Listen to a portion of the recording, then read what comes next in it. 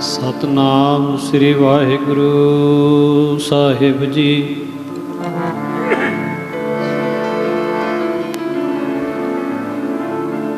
मान करो तुद उपरे मेरे प्रीतम प्यारे,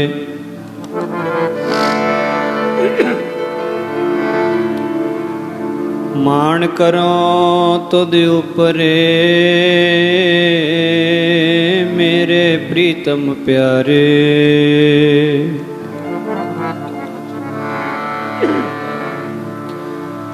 हमें अपराधी सद भूलते,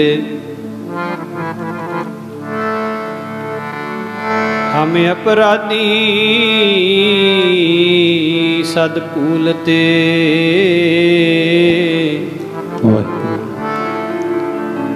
तुम बख्शण हारे।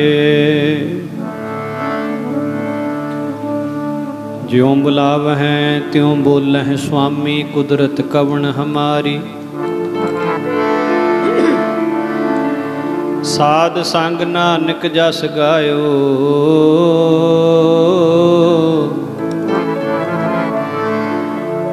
जो प्रभ की हत प्यारी। लेखे विच ला लो जी जन्म तुम्हारे लेखे,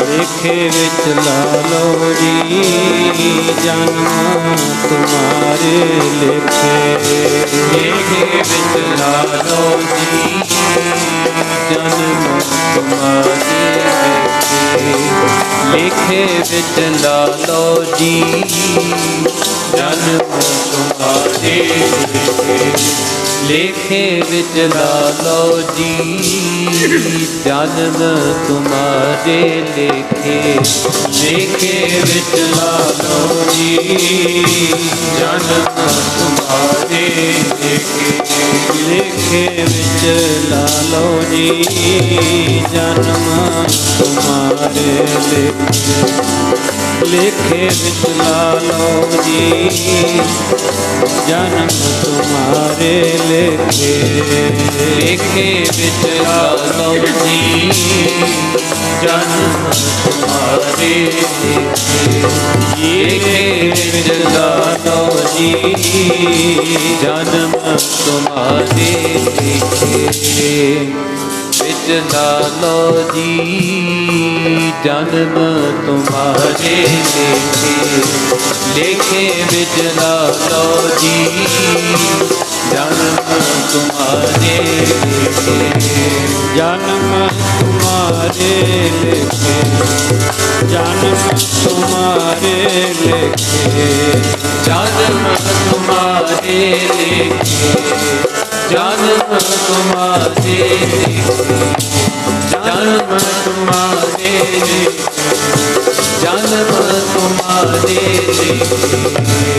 ਜਨਮ ਤੁਮਾਰੇ ਲੇਖੇ ਜਨਮ ਤੁਮਾਰੇ ਲੇਖੇ ਜਨਮ ਤੁਮਾਰੇ ਲੇਖੇ ਜਨਮ ਤੁਮਾਰੇ ਲੇਖੇ ਜਨਮ ਤੁਮਾਰੇ ਲੇਖੇ ਜਨਮ ਤੁਮਾਰੇ ਲੇਖੇ ਵਿੱਚ ਲਾਲੋ ਜੀ ਜਨਮ ਤੁਮਾਰੇ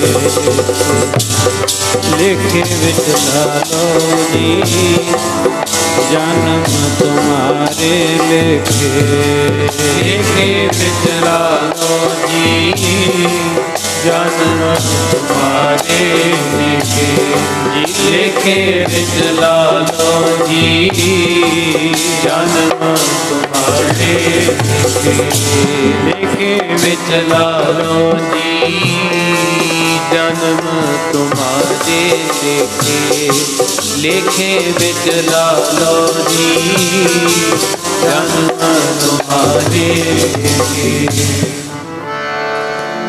ਹਮ ਸਰ ਦੀਨ दयाल न तुम सर अब पतियार क्या कीजै बचनी तोर मोर मन मानै जन को पूरन दीजै हाँ बल बल जाओ रमैया कारने कारण कवन अबोल बहुत जन्म बिछरे थे माधो यह जन्म तुम्हारे लेखे कह रविदास आस लग जीवो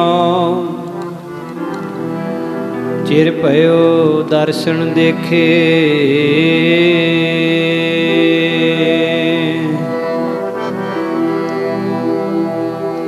चिर हो गया दर्शन देखे हो गया दर्शन देखे चिर हो गया दर्शन देखे चिर हो गया दर्शन देखे चिर हो गया दर्शन देखे चिर हो गया दर्शन देखे जी मैं आसा कर जीवा आसा कर जीवा हो गया दर्शन देखे चिर हो गया दर्शन देखे मैं आसा कर जीवा हो गया दर्शन देखे चिर हो गया दर्शन देखे मैं आसा कर जीवा हो गया दर्शन देखे चिर हो गया दर्शन देखे जी मैं आसा कर जीवा आसा कर जीवा चिर हो गया दर्शन देखे चिर हो गया दर्शन देखे मैं आसा कर जीवा ਹੋ ਗਿਆ ਦਰਸ਼ਨ ਦੇਖੇ, ਫਿਰ ਹੋ ਗਿਆ ਦਰਸ਼ਨ ਦੇਖੇ। ਮੈਂ ਆਸਾਂ ਕਰ ਕਰ ਜੀਵਾਂ, ਹੋ ਗਿਆ ਦਰਸ਼ਨ ਦੇਖੇ, ਫਿਰ ਹੋ ਗਿਆ ਦਰਸ਼ਨ ਦੇਖੇ। ਪਰਮ ਸਤਿਕਾਰਯੋਗ ਤਖਤ ਚਵਰ ਛਤਰ ਦੇ ਮਾਲਕ ਜੁਗੋ ਜੁਗ ਅਟਲ, ਸਰਬਰੇ ਕਾਇਨਾਤ ਵਾਲੀਏ ਕੁਲ ਆਲਮ, ਸਮੁੱਚੀ ਮਨੁੱਖਤਾ ਦੇ ਸਾਂਝੇ ਰਹਿਬਰ ਸਤਿਗੁਰੂ ਧੰਨ ਧੰਨ ਸ੍ਰੀ ਗੁਰੂ ਗ੍ਰੰਥ ਸਾਹਿਬ ਜੀ ਮਹਾਰਾਜ ਸੱਚੇ ਪਾਤਸ਼ਾਹ ਜੀ ਦੇ ਪਾਵਨ ਦਰਬਾਰ ਦੀਆਂ ਹਾਜ਼ਰੀਆਂ ਭਰ ਰਹੇ ਮਸਿਆ ਦੇ ਦਿਹਾੜੇ ਤੇ ਗੁਰੂ ਚਰਨਾਂ ਦਾ ਨਿੱਘ ਮਾਣ ਰਹੇ ਸਮੂਹ ਗੁਰੂ ਖਾਲਸਾ ਸਤਿਗੁਰੂ ਜੀ ਦੀ ਸਾਜੀ ਨਵਾਜੀ ਸਾਧ ਸੰਗਤ ਜੀ, ਆਦਬ ਸਤਕਾਰ ਸਹਿਤ ਗੁਰਫਤਿਹ ਦੀ ਸਾਂਝ ਪਾਓ। ਗੱਜ ਕੇ ਆਖੋ ਜੀ ਵਾਹਿਗੁਰੂ ਜੀ ਕਾ ਖਾਲਸਾ, ਵਾਹਿਗੁਰੂ ਜੀ ਕੀ ਫਤਿਹ। ਦਾਤਾਰ ਪਾਤਸ਼ਾਹ ਨੇ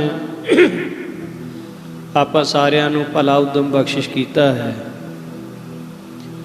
ਮਹਾਂਪੁਰਸ਼ਾਂ ਦੇ ਪਾਵਨ ਸਥਾਨ 'ਤੇ ਆਪਾਂ ਸਾਰਿਆਂ ਨੂੰ ਜੁੜ ਮਿਲ ਬੈਠਣ ਦਾ ਸਮਾਂ ਸੁਭਾਗ ਪ੍ਰਾਪਤ ਹੋਇਆ ਹੈ। ਗੁਰਬਾਣੀ ਦਾ ਫਰਮਾਨ ਹੈ, ਸਾਈ ਘੜੀ ਸੁਲੱਖਣੀ ਸਹੁ ਨਾਲ ਵਿਹਾਵੈ। ਭਾਈ ਮਰਦਾਨਾ ਜੀ, ਭਾਈ ਬਾਲਾ ਜੀ, ਸ੍ਰੀ ਗੁਰੂ ਨਾਨਕ ਦੇਵ ਸਾਹਿਬ ਸੱਚੇ ਪਾਤਸ਼ਾਹ ਮਹਾਰਾਜ ਜੀਆਂ ਦੇ ਨਾਲ ਦੇਸਾਂ ਦਸਾਂਤਰਾਂ ਦੀ ਸੈਰ ਕਰਦੇ ਗੁਰੂ ਪਿਤਾ ਜੀ ਦੇ ਅਨੇਕਾਂ ਕੌਤਕਾਂ ਨੂੰ ਆਪਣੀ ਅੱਖੀਂ ਤੱਕਦੇ ਅੱਜ ਇੱਕ ਇਹੋ ਜਿਹੇ ਇਲਾਕੇ ਦੇ ਵਿੱਚ ਪਹੁੰਚੇ ਜਿੱਥੇ ਬਿਰਾਜਮਾਨ ਹੋਏ ਉੱਥੇ ਨੇੜੇ ਇੱਕ ਕਬਰਿਸਤਾਨ ਹੈ। ਭਾਈ ਮਰਦਾਨਾ ਜੀ ਘੁੰਮਦੇ ਘੁਮਾਉਂਦੇ ਸੈਰ ਕਰਦੇ ਜਦੋਂ ਉਸ ਕਬਰਿਸਤਾਨ ਦੇ ਵਿੱਚ ਚਲੇ ਗਏ, ਜਿੰਨੀਆਂ ਕਬਰਾਂ ਹਨ ਕਬਰਾਂ ਦੇ ਉੱਤੇ ਮਰਨ ਵਾਲੇ ਦਾ ਨਾਮ ਲਿਖਿਆ ਹੋਇਆ ਹੈ ਤੇ ਉਮਰ ਲਿਖੀ ਹੋਈ ਹੈ। ਭਾਈ ਮਰਦਾਨਾ ਜੀ ਜਦੋਂ ਪੜ੍ਹਦੇ ਹਨ ਤੇ ਬੜੇ ਹੈਰਾਨ ਹੁੰਦੇ ਨੇ। ਕਿਸੇ ਦੀ ਉਮਰ 10 ਸਾਲ ਲਿਖੀ ਹੋਈ ਹੈ, ਕਿਸੇ ਦੀ ਉਮਰ 15 ਸਾਲ ਲਿਖੀ ਹੋਈ ਹੈ, ਕੋਈ ਇਦੋਂ ਘਟਦਾ ਹੈ, ਕੋਈ ਵੱਧਦਾ ਹੈ। ਮੁੱਕਦੀ ਗੱਲ ਬਈ ਵੱਧ ਤੋਂ ਵੱਧ 25-30 ਸਾਲ ਤੱਕ ਦੀ ਉਮਰ ਜਿਹੜੀ ਹੈ ਉਹ ਉੱਤੇ ਲਿਖੀ ਹੋਈ ਹੈ। ਭਾਈ ਮਰਦਾਨਾ ਜੀ ਬੜੇ ਹੈਰਾਨ ਹੋਏ ਵੀ ਜਿਹੜੇ ਨਗਰ ਦਾ ਇਹ ਕਬਰਸਤਾਨ ਹੈ ਵੀ ਕਿੱਡਾ ਕਹਿਰ ਹੈ ਪਰਮਾਤਮਾ ਦਾ, ਵੀ ਇੱਥੇ ਸਾਰੇ ਜਵਾਨੀ ਉਮਰ ਦੇ ਵਿੱਚ ਹੀ ਚੜ੍ਹਾਈ ਕਰ ਜਾਂਦੇ।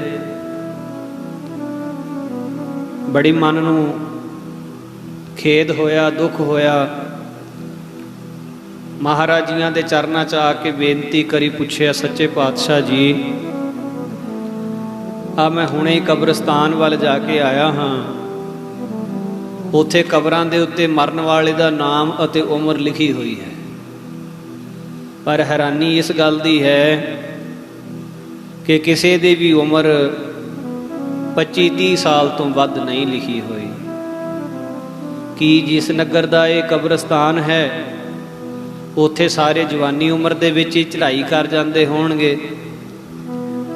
ਹਜ਼ੂਰ ਕਹਿਣ ਲੱਗੇ, ਭਾਈ ਮਰਦਾਨਾ ਜੀ ਤੁਸੀਂ ਇੰਝ ਕਰੋ, ਆ ਨਾਲ ਦਾ ਹੀ ਨਗਰ ਹੈ ਜਿਹੜਾ ਉਹਨਾਂ ਦਾ ਕਬਰਸਤਾਨ ਹੈ, ਤੁਸੀਂ ਜਾ ਕੇ ਪਤਾ ਕਰਕੇ ਆਓ, ਤੁਹਾਨੂੰ ਅਸਲੀਅਤ ਪਤਾ ਲੱਗੇਗੀ, ਸੱਚ ਪਤਾ ਲੱਗੇਗਾ ਵੀ ਸੱਚ ਕੀ ਹੈ। ਹਜ਼ੂਰ ਦਾ ਬਚਨ ਮੰਨ ਕੇ ਭਾਈ ਮਰਦਾਨਾ ਜੀ ਉਸ ਨਗਰ ਵਿੱਚ ਗਏ। ਜਦ ਜਾ ਕੇ ਦੇਖਦੇ ਨੇ ਕਿ ਚੰਗੀ ਚੰਗੀ ਬਜ਼ੁਰਗ ਉਮਰ ਦੇ, ਸਿਆਣੀ ਉਮਰ ਦੇ ਬਿਰਧ ਬਾਬੇ ਬੈਠੇ ਨੇ। ਭਾਈ ਮਰਦਾਨਾ ਜੀ ਨੇ ਉਹਨਾਂ ਦੇ ਨਾਲ ਰਸਮੀ ਜੋ ਉਸ ਇਲਾਕੇ ਦਾ ਰਿਵਾਜ ਹੋਏਗਾ, ਜਿਵੇਂ ਆਪਾਂ ਫਤਿਹ ਬੁਲਾਉਂਦੇ ਹਾਂ, ਸਤਿ ਸ੍ਰੀ ਅਕਾਲ ਕਹਿੰਦੇ ਹਾਂ, ਰਾਮ ਰਾਮ ਕਹਿੰਦੇ ਹਾਂ, ਮੁਸਲਮਾਨ ਭਰਾ ਸਲਾਮ ਵਾਲੇਕਮ ਕਹਿੰਦੇ ਨੇ, ਔਰ ਇਸੇ ਪ੍ਰਕਾਰ ਉਸ ਵੇਲੇ ਸੱਤ ਕਰਤਾਰ ਆਖਿਆ ਜਾਂਦਾ, ਜਾਂ ਜਿਵੇਂ ਦਾ ਵੀ ਉਸ ਇਲਾਕੇ ਦਾ ਰਿਵਾਜ ਹੋਏਗਾ, ਭਾਈ ਮਰਦਾਨਾ ਜੀ ਨੇ ਉਸ ਤਰੀਕੇ ਨਾਲ ਜਾ ਕੇ ਉਹਨਾਂ ਦੇ ਨਾਲ ਗੱਲਬਾਤ ਸ਼ੁਰੂ ਕੀਤੀ। ਆਖਿਆ ਜੀ ਆ ਜਿਹੜਾ ਨੇੜੇ ਕਬਰਸਤਾਨ ਤੁਹਾਡੇ ਨਗਰ ਦਾ? ਕਹਿੰਦੇ ਜੀ ਹਾਂ। ਕਹਿੰਦੇ ਜੀ ਮੈਨੂੰ ਬੜਾ ਅਫਸੋਸ ਹੋਇਆ ਇਹ ਦੇਖ ਕੇ ਵੀ ਤੁਹਾਡੇ ਨਗਰ ਦੀਆਂ ਕਿੰਨੀਆਂ ਕਬਰਾਂ ਜਿਨ੍ਹਾਂ ਦੇ ਉੱਤੇ ਮਰਨ ਵਾਲੇ ਦੀ ਉਮਰ 25-30 ਸਾਲ ਤੋਂ ਉੱਤੇ ਨਹੀਂ ਲਿਖੀ ਹੋਈ, ਵੀ ਸਾਰੇ ਨੌਜਵਾਨ ਉਮਰ ਵਿੱਚ ਹੀ ਚਲੇ ਗਏ। ਮੇਰੇ ਗੁਰੂ ਜੀ ਨੇ ਮੈਨੂੰ ਤੁਹਾਡੇ ਕੋਲੇ ਇਹ ਪੁੱਛਣ ਵਾਸਤੇ ਭੇਜਿਆ ਹੈ ਵੀ ਅਸਲੀਅਤ ਕੀ ਹੈ, ਸੱਚ ਕੀ ਹੈ, ਵਿੱਚ ਭੇਦ ਕੀ ਹੈ। ਉਹਨਾਂ ਬਜ਼ੁਰਗਾਂ ਨੇ, ਬਿਰਧ ਬਾਬਿਆਂ ਨੇ ਭਾਈ ਮਰਦਾਨੇ ਨੂੰ ਬਿਠਾ ਲਿਆ। ਆਓ ਮਹਾਤਮਾ ਜੀ, ਆਓ ਸੰਤ ਜੀ, ਬੈਠੋ। ਅਸਲ ਵਿੱਚ ਗੱਲ ਕੁਛ ਹੋਰ ਹੈ ਤੇ ਤੁਸੀਂ ਕੁਝ ਹੋਰ ਸਮਝੀ ਜਾਂਦੇ ਹੋ। ਸਾਡੇ ਨਗਰ ਦਿਆਂ ਦੀ ਸਰੀਰ ਕਰਕੇ ਉਮਰ ਤਾਂ ਕੋਈ 80 ਸਾਲ, ਕੋਈ 90 ਸਾਲ, ਕੋਈ 100 ਸਾਲ, 100 ਸਾਲ ਤੋਂ ਉੱਤੇ ਵੀ ਹੋ ਕੇ ਗਏ ਹੈ, ਪਰ ਉਹ ਕਬਰਾਂ ਦੇ ਉੱਤੇ ਜਿਹੜੀ ਉਮਰ ਲਿਖੀ ਹੋਈ ਹੈ ਉਹ ਕੁਝ ਗੱਲ ਹੋਰ ਹੈ। ਆਖਿਆ ਜੀ ਫਿਰ ਕਿਰਪਾ ਕਰਕੇ ਦੱਸੋ ਬਈ ਉਹ ਕੀ ਗੱਲ ਹੈ। ਆਖਿਆ ਸਾਡਾ ਨਗਰ ਧਰਮੀਆਂ ਦਾ ਨਗਰ ਹੈ, ਸਾਡਾ ਨਗਰ ਸੱਚ ਨੂੰ ਪਛਾਣਨ ਵਾਲਿਆਂ ਦਾ ਨਗਰ ਹੈ। ਸਾਡੇ ਨਗਰ ਦੇ ਜਿੰਨੇ ਵਸਿੰਦੇ ਹਨ, ਜਿੰਨੇ ਲੋਕ ਨੇ, ਇਹ ਹਰ ਰੋਜ਼ ਆਪਣੀ ਨਿਤ ਕਿਰਿਆ ਲਿਖਦੇ ਹਨ, ਹਰ ਰੋਜ਼ ਲਿਖਦੇ ਹਨ ਅੱਜ ਇੰਨੇ ਘੰਟੇ ਸਿਮਰਨ ਕੀਤਾ, ਇੰਨੀਆਂ ਘੜੀਆਂ, ਇੰਨੇ ਪਲ, ਇੰਨੇ ਪਹਿਰ ਨਾਮ ਜਪਿਆ, ਇੰਨਾ ਸਮਾਂ ਸੇਵਾ ਕੀਤੀ, ਇੰਨਾ ਸਮਾਂ ਸਤਸੰਗ ਦੇ ਵਿੱਚ ਬਿਤਾਇਆ, ਇੰਨਾ ਸਮਾਂ ਦੁਨਿਆਵੀ ਕੰਮ ਧੰਦੇ ਕੀਤੇ। ਆਪਣਾ ਰੋਜ਼ ਨਾਮਚਾ, ਜਿਹਨੂੰ ਅੱਜ ਦੀ ਭਾਸ਼ਾ ਵਿੱਚ ਆਪਾਂ ਕਹਿੰਦੇ ਹਾਂ ਵੀ ਡਾਇਰੀ ਲਿਖਦੇ, ਰੋਜ਼ ਨਾਮਚਾ ਲਿਖਦੇ ਨੇ ਸਾਰੇ। ਉਹਨੂੰ ਮਹੀਨੇ ਬਾਅਦ, 6 ਮਹੀਨਿਆਂ ਬਾਅਦ ਜੋੜ ਕੀਤਾ ਜਾਂਦਾ। ਪਹਿਰਾਂ ਤੋਂ ਦਿਨ ਬਣਾਏ ਜਾਂਦੇ, ਦਿਨਾਂ ਤੋਂ ਹਫ਼ਤੇ, ਹਫ਼ਤਿਆਂ ਤੋਂ ਮਹੀਨੇ ਬਣਾਏ ਜਾਂਦੇ ਹੈ। ਮਹੀਨੇ ਬਾਅਦ, 6 ਮਹੀਨਿਆਂ ਬਾਅਦ, ਸਾਲ ਬਾਅਦ ਇਹ ਤੱਤ ਕੱਢਿਆ ਜਾਂਦਾ ਹੈ ਬਈ ਫਲਾਨਾ ਬੰਦਾ, ਇਹਨੇ ਕਿੰਨਾ ਸਮਾਂ ਸਤਸੰਗ ਤੇ ਸਿਮਰਨ ਕੀਤਾ, ਸੇਵਾ ਕੀਤੀ, ਤੇ ਕਿੰਨਾ ਸਮਾਂ ਦੁਨਿਆਵੀ ਕੰਮ ਕੀਤੇ। ਜਿਹੜਾ ਸਮਾਂ ਸਤਸੰਗ ਦਾ, ਸੇਵਾ ਤੇ ਸਿਮਰਨ ਦਾ ਹੋਵੇ ਉਹ ਅਸੀਂ ਗਿਣਤੀ ਵਿੱਚ ਰੱਖਦੇ ਹਾਂ। ਜਿਹੜਾ ਸਮਾਂ ਹੋਰ ਦੇ ਕੰਮਾਂ ਦੇ ਵਿੱਚ, ਇੱਧਰ ਉੱਧਰਲੀਆਂ ਹੋਰ ਰੁਝੇਵਿਆਂ ਦੇ ਵਿੱਚ ਬੀਤਿਆ ਹੋਵੇ, ਉਹ ਸਮਾਂ ਅਸੀਂ ਗਿਣਤੀ ਵਿੱਚ ਨਹੀਂ ਰੱਖਦੇ, ਉਸ ਸਮੇਂ ਨੂੰ ਅਸੀਂ ਗਿਣਤੀ ਵਿੱਚ ਨਹੀਂ ਲੈਂਦੇ। ਤੋ ਇਸ ਤਰੀਕੇ ਦੇ ਨਾਲ ਜਦੋਂ ਕੋਈ ਪ੍ਰਾਣੀ ਚੜ੍ਹਾਈ ਕਰ ਜਾਂਦਾ ਹੈ ਤੇ ਉਹਨੂੰ ਕਬਰ ਦੇ ਵਿੱਚ ਦਫਨਾਉਣਾ ਹੁੰਦਾ ਹੈ, ਤਾਂ ਫਿਰ ਉਹਦਾ ਰੋਜ਼ ਨਾਮਚਾ ਜਿਹੜਾ ਲਿਖਿਆ ਹੁੰਦਾ ਹੈ, ਉਹ ਜਿਹੜੀ ਡਾਇਰੀ ਲਿਖੀ ਹੁੰਦੀ ਹੈ, ਉਹ ਦੇਖੀ ਦੀ ਹੈ। ਉਹ ਦੇਖ ਕੇ ਹਿਸਾਬ ਲਾਈਦਾ ਵੀ ਇਹਨੇ ਆਪਣੀ ਜ਼ਿੰਦਗੀ ਦੇ ਵਿੱਚ ਕਿੰਨਾ ਸਮਾਂ ਸੇਵਾ, ਸਿਮਰਨ ਤੇ ਸਤਸੰਗ ਕੀਤਾ ਹੈ, ਅੱਲਾ ਦੀ ਬੰਦਗੀ ਕਿੰਨੀ ਕੁ ਕੀਤੀ ਹੈ। ਹੁਣ ਉਹ ਜਿਹੜਾ ਹਿਸਾਬ ਲਾਈਦਾ, ਉਹ ਕਿਸੇ ਦਾ ਸਮਾਂ ਬਣਦਾ 5 ਸਾਲ, ਕਿਸੇ ਦਾ 8 ਸਾਲ, ਕਿਸੇ ਦਾ 10 ਸਾਲ। ਕੋਈ ਹੋਰ ਭਜਨ ਬੰਦਗੀ ਜ਼ਿਆਦਾ ਕਰਨ ਵਾਲਾ ਹੁੰਦਾ, ਉਹਦਾ ਸਮਾਂ 15-20 ਸਾਲ ਬਣਦਾ। ਕੋਈ ਹੋਰ ਜ਼ਿਆਦਾ ਸਮਾਂ ਲਾਉਣ ਵਾਲਾ ਹੁੰਦਾ, ਉਹਦਾ ਸਮਾਂ 25 ਸਾਲ, 30 ਸਾਲ। ਅਸੀਂ ਉਹ ਉਮਰ ਲਿਖੀ ਦੀ ਹੈ ਜਿਹੜੀ ਤੁਸੀਂ ਹੁਣ ਪੜ੍ਹ ਕੇ ਆਏ ਹੋ, ਉਹ ਤਾਂ ਲਿਖੀ ਦੀ ਹੈ ਬਈ ਇਹਨੇ ਆਪਣੀ ਜ਼ਿੰਦਗੀ ਦੇ 15 ਸਾਲ, 20 ਸਾਲ, 25 ਸਾਲ, ਜਿੰਨੀ ਉਮਰ ਉੱਥੇ ਲਿਖੀ ਹੋਈ ਹੈ ਵੀ ਇੰਨੀ ਉਮਰ ਜੀ ਕੇ ਗਿਆ, ਬਾਕੀ ਗਵਾ ਕੇ ਗਿਆ ਹੈ। ਆਖੋ ਸਤਨਾਮ ਸ੍ਰੀ ਵਾਹਿਗੁਰੂ। ਇੰਨੀ ਉਮਰ ਜੀ ਕੇ ਗਿਆ ਹੈ। ਸੋ ਜੀਵਿਆ ਜਿਸ ਮਨ ਵਸਿਆ ਸੋਏ। ਹਜ਼ੂਰ ਕਹਿੰਦੇ ਨੇ ਜਿਉਂਦਾ ਕੌਣ ਹੈ? ਪੰਜ ਗੁਣ ਬਹੁਤ ਵੱਡੇ ਗੁਣ, ਪੰਜ ਗੁਣ ਇਕੱਠੇ ਕਿਸੇ ਵਿੱਚ ਨਹੀਂ ਹੁੰਦੇ।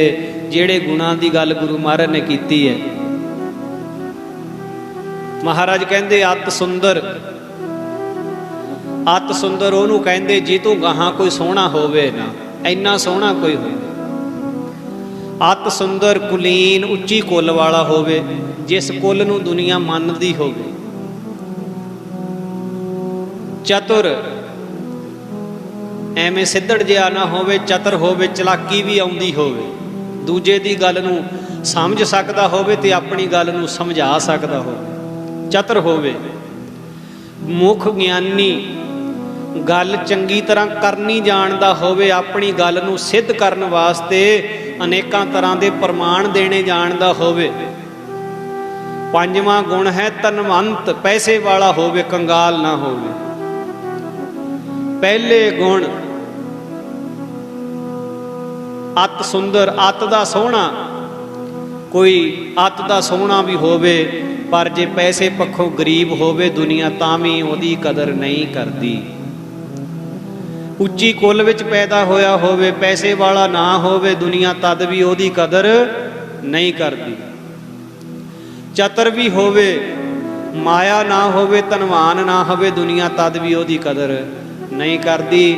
ਮੁੱਖ ਗਿਆਨੀ, ਮੁੱਖ ਦਾ ਗਿਆਨੀ ਵੀ ਹੋਵੇ, ਦੁਨੀਆ ਤਦ ਵੀ ਉਹਦੀ ਕਦਰ ਨਹੀਂ ਕਰਦੀ। ਇਹ ਪੰਜ ਗੁਣ ਬਹੁਤ ਵੱਡੇ ਗੁਣ ਨੇ। ਅਤ ਸੁੰਦਰ, ਕੁਲੀਨ, ਚਤੁਰ, ਮੁੱਖ ਗਿਆਨੀ, ਧਨਵੰਤ। ਪਰ ਅੱਗੇ ਕਹਿ ਦਿੱਤਾ ਇਹ ਪੰਜੇ ਹੀ ਗੁਣ ਵੀ ਬੰਦਿਆ ਤੇਰੇ ਵਿੱਚ ਹੋਣ। ਹੈ ਤਾਂ ਬਹੁਤ ਔਖੇ, ਦੁਰਲੱਭ ਨੇ ਇਹ, ਕਿਸੇ ਵਿੱਚ ਇਕੱਠੇ ਹੀ ਪੰਜੇ ਹੋ ਨਹੀਂ ਸਕਦੇ। ਪਰ ਜੇ ਮੰਨ ਲਓ ਇਹ ਪੰਜ ਗੁਣ ਹੋਣ ਵੀ ਕਿਸੇ ਵਿੱਚ ਇਕੱਠੇ ਹੀ, ਅਤ ਦਾ ਸੋਹਣਾ, ਉੱਚੀ ਕੁੱਲ ਵਾਲਾ, ਚਤਰਾਈ ਕਰਨੀ ਜਾਣਦਾ ਹੋਵੇ, ਗੱਲਾਂ ਕਰਨੀਆਂ ਆਉਂਦੀਆਂ ਹੋਣ, ਪੈਸੇ ਵਾਲਾ ਹੋਵੇ। ਪਰ ਮਹਾਰਾਜ ਕਹਿੰਦੇ ਮਿਰਤਕ ਕਹੀਐ ਨਾਨਕਾ, ਜੇ ਪ੍ਰੀਤ ਨਹੀਂ ਭਗਵੰਤ। ਹਜ਼ੂਰ ਉਹਨੂੰ ਜਿਉਂਦਿਆਂ ਵਿੱਚ ਨਹੀਂ ਗਿਣਦੇ। ਮਹਾਰਾਜ ਕਹਿੰਦੇ ਇੰਨਾ ਹੀ ਗੁਣਾਂ ਦਾ ਮਾਲਕ ਹੋ ਕੇ ਵੀ ਜੇ ਰੱਬ ਨਾਲ ਪਿਆਰ ਨਹੀਂ ਹੈ, ਰੱਬ ਦਾ ਨਾਮ ਨਹੀਂ ਜਪਦਾ, ਤਾਂ ਬਈ ਉਹਨੂੰ ਜਿਉਂਦਿਆਂ ਵਿੱਚ ਨਹੀਂ ਗਿਣ ਸਕਦੇ। ਉਹ ਮਰਿਆ ਸਮਾਨ ਹੀ ਹੈ, ਮਰਿਆ ਹੋਇਆ ਬੰਦਾ। ਜਿਉਂ ਸਾਸ ਬਿਨਾ ਮਿਰਤਕ ਕੀ ਲੋਥਾ। ਸਵਾਸਾਂ ਤੋਂ ਬਿਨਾ ਜਿਸ ਤਰ੍ਹਾਂ ਮਿਰਤਕ ਸਰੀਰ ਹੈ, ਇਸ ਤਰ੍ਹਾਂ ਨਾਮ ਤੋਂ ਬਿਨਾ ਇਹ ਦੇਹੀ ਹੈ। ਮਹਾਰਾਜ ਇਸ ਤਰ੍ਹਾਂ ਵੀ ਬਾਣੀ ਵਿੱਚ ਕਹਿੰਦੇ, ਮਹਾਰਾਜ ਕਹਿੰਦੇ ਤਿਨਾ ਮੁਖ ਡਰਾਵਣੇ, ਜਿਨ੍ਹਾਂ ਵਿਸਾਰਿਓਨ ਨਾਉ।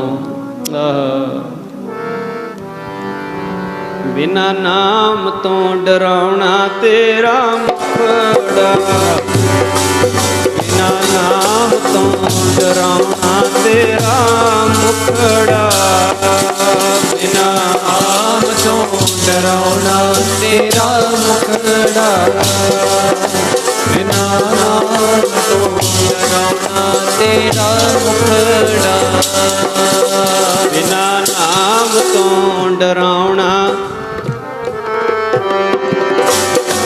ਬਿਨਾ ਨਾਮ ਤੋਂ ਡਰਾਉਣਾ ਤੇਰਾ ਮੁਖੜਾ, ਜੀ ਬਿਨਾ ਨਾਮ ਤੋਂ ਡਰਾਉਣਾ ਤੇਰਾ ਮੁਖੜਾ, ਬਿਨਾ ਨਾਮ ਤੋਂ ਡਰਾਉਣਾ ਤੇਰਾ ਮੁਖੜਾ, ਬਿਨਾ ਨਾਮ ਤੋਂ ਡਰਾਉਣਾ ਤੇਰਾ ਮੁਖੜਾ, ਓ ਬਿਨਾ ਨਾਮ ਤੋਂ ਡਰਾਉਣਾ ਤੇਰਾ ਮੁਖੜਾ, ਬਿਨਾ ਨਾਮ ਤੋਂ ਡਰਾਉਣਾ ਤੇਰਾ,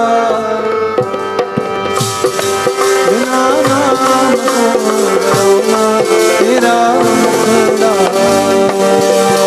ਬਿਨਾ ਨਾਮ ਤੋਂ ਜੀ, ਬਿਨਾ ਨਾਮ ਤੋਂ ਜੀ, ਬਿਨਾ ਨਾਮ ਤੋਂ ਜੀ, ਬਿਨਾ ਨਾਮ ਤੋਂ,